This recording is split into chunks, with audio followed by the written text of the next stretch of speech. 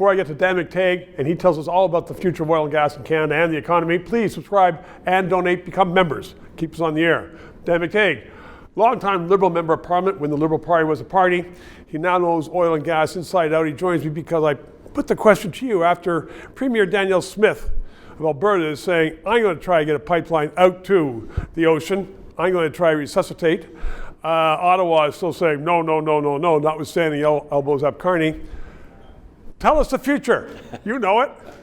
Well, the future is quite tense, and if this doesn't get approved, something along the lines of what would have been the former Northern Gateway pipeline, scuppered by the Trudeau Liberals, and apparently still in caucus, from what I understand, a lot of people still opposed to this particular pipeline. It's the only alternative we have at our disposal to get oil out to global markets, other than selling to the United States and what we can jam through the currently at near capacity Trans Mountain pipeline, which, by the way, the expansion cost you and I $50 billion from the private sector, was prepared to do it for $6 billion at no cost to the consumers. Well, that was the early Trudeau when he could do anything in the world, and all Canadians went along with him. But you know, the point is, how long are we going to be able to keep our heads in the sand?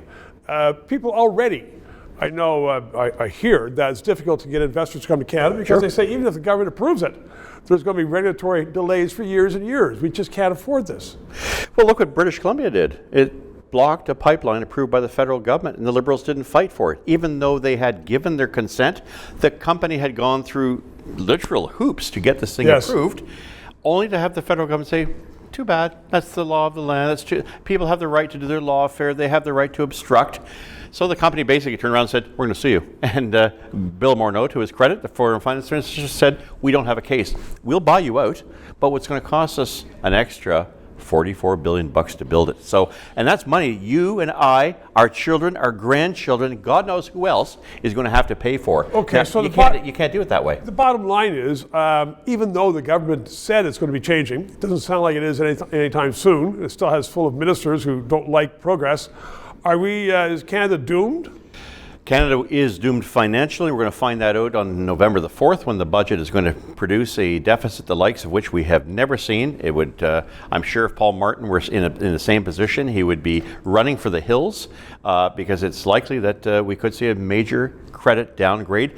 We have no investment coming to the country because we have scared away investments with our woke ideas around ESG and DEI and all these other wonderful things. The reality is that energy to other markets produces 30, even sometimes $40 billion in revenues to the federal, provincial, municipal governments. Without that money, without increasing that, we're going to wind up with a debt that we can't pay. And interestingly enough, we could pay it.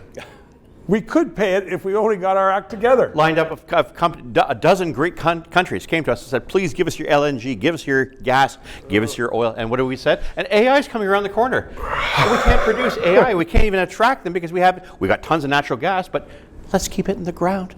Yeah, for 100 years from now. Dan McTeague, thank you very much. 3 minutes. Thank you for watching another analysis of the issues that impact Canada.